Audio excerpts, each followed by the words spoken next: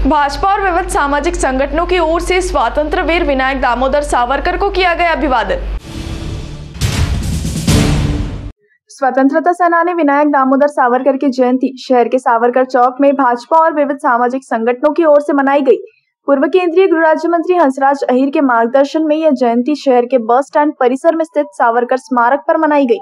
इस अवसर पर भाजपा नेता खुशहाल बोंडे, पूर्व महापौर अंजलि घोटेकर, पूर्व उप महापौर अनिल फुलझेले, कमल स्पोर्टिंग क्लब के जिला अध्यक्ष रघुवीर अहीर, पूर्व नगर सेविका माया उइके, चंद्रकला सोयाम, भाजपा ओबीसी मोर्चा के क्षेत्रीय सदस्य विनोद शेरकी, प्रमोद शास्त्रकार, वंदना संतोषवार, गिरीश अने, प्रकाश आवले समेत अनेक मान्यवर उपस्थित थे।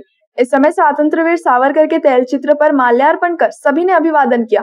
इस कार्यक्रम में रमेश भूते, विठल डुकरे, दिनकर सोमलकर, राजेंद्र खंडेकर, दिवाकर पुद्दुटवार, प्रदीप किरमे, गौतम यादव, श्रीकांत भोयर, बीबी सिंह, संजय खनके, शशिकांत मस्के, तुषार मोहरले, राजेश वाकोडे, राजू वेलंकीवार, रवि एनारकर, गुरुदास मंगर, हेमंत दहाड़े, गंगाधर कुंटावार, अरुणा चौधरी, शालू वासंबार, स्मिता श्रीगडीवार, वाणी राव, अक्षय ठक्कर उपस्थित थे।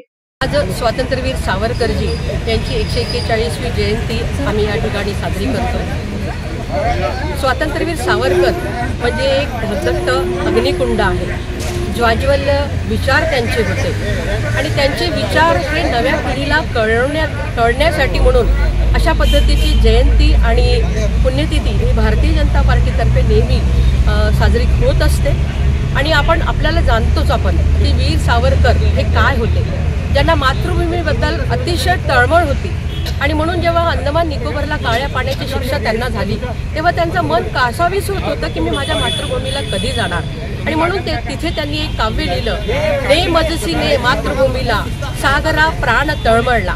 अशा पद्धतीची तळमळ त्यांची या काव्यातमधून दिसून येते। मराठीचे उत्तम असे जाणकार जेवढे त्यावेळेस इंग्रजी पाठ्या होत्या त्यांना पर्यायी मराठी शब्द देण्याचं काम त्यावेळेस सावरकरजी यांनी केलेलं होतं। उत्तम कवी होते, उत्तम लेखक होते, राजनीतिज्ञ होते, उत्तम असं त्यांचं शौर्य होतं आणि म्हणून त्यांना असं वाटत होतं की प्रत्येकाने देशासाठी आपलं सर्वस्व अर्पण केलं पाहिजे। आणि म्हणून आजच्या पिढीला सावरकरजी काय आहेत, वीर सावरकर काय आहेत हे समजलं पाहिजे। म्हणून आजचे सारखे कार्यक्रम हे मोठ्या लेवलवर सुद्धा झाले पाहिजे।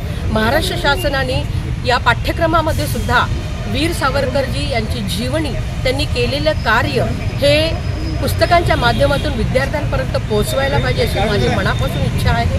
आणि असे केल्यामुळेच आपण वीर सावरकरजी काय होते हे वाचू शकतो, नवीन पिढी वाचू शकते आणि त्यांच्या विचारावर चालून आपण सुद्धा एक देशभक्त, देशासाठी काहीतरी करण्याची आपल्यामध्ये जागृती निर्माण होऊ शकते। म्हणून मला असं वाटते की आपण मोठ्या पैमान्यावर सुद्धा अशा पद्धतीचे कार्यक्रम, त्यांच्या जीवनपटावर कार्यक्रम हे घेतले गेले पाहिजे। आज या ठिकाणी कार्यक्रम आदरणीय हंसराजजी भैया अहीर यांच्या मार्गदर्शनामध्ये, रघुवीरजी अहीर यांच्या नेतृत्वामध्ये आणि सर्व भारतीय जनता पार्टीचे पदाधिकारी आणि कार्यकर्ता यांच्या त्यांच्या समक्ष हा कार्यक्रम संपन्न झालेला आहे। धन्यवाद।